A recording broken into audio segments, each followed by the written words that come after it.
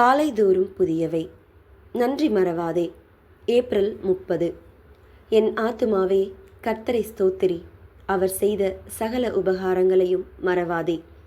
சங்கீதம் 103:2. நன்றி செலுத்துதல் நம்பிக்கையையும் பல நன்மைகளையும் வரவழைக்கிறதாகவும் இருக்கிறது.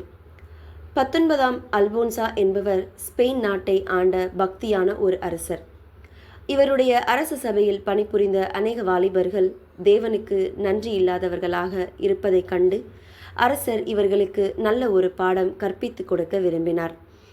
ஆகவே இவர்கள் யாவரையும் விருந்துக்கு அழைத்தார். யாவரும் உற்சாகமாக உணவருந்தி கொண்டிருந்த போது திடீரென்று அழுக்கு வஸ்திரம் தரித்து பிச்சைக்காரன் ஒருவன் விருந்து சாலைக்குள் புகுந்து கிடைத்ததையெல்லாம் வேகமாக உண்ண ஆரம்பித்தான். வயிறு நிரம்பியவுடன் எதுவும் பேசாமல் எழுந்து வெளியில் சென்று விட்டான்.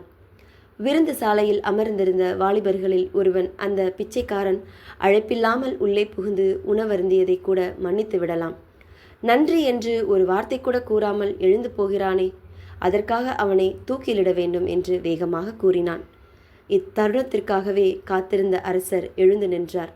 விருந்து சாலையில் முழு நிசப்தம் நிலவியது. தினம்தோறும் எத்தனையோ விலை மதிக்க முடியாத ஆசீர்வாதங்களை உங்கள் பரமபிதாவிடமிருந்து நீங்கள் பெற்று வருகிறீர்கள். அவருக்கு நன்றி செலுத்தி வாழ்கிறீர்களா? இல்லை என்றால் அவருடைய மனம் எவ்வளவு கவலைப்படும் என்று சிந்தித்திருக்கிறீர்களா என்று நல்ல அறிவுரை புகட்டினார் அரசர் அல்போன்சா.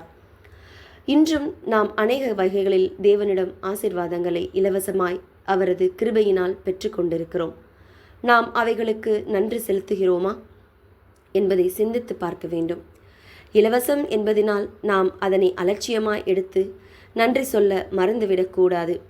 எனவேதான் வேத வசனமும் கூறுகிறது, நன்றியறிதல் உள்ளவர்களுமாய் இருங்கள். ஆண்டவர் உரைக்கிறார், ஸ்தோத்திர பலியிடுகிறவன் என்னை மகிமைப்படுத்துகிறான். எல்லாவற்றிற்காக தேவனை ஸ்தோத்தரித்து அவரை மகிமைப்படுத்துங்கள். சங்கீதம் 50:23. நன்றி அறியாதவர்கள் துரோகிகள் என்று இயேசு கூறுகிறார்.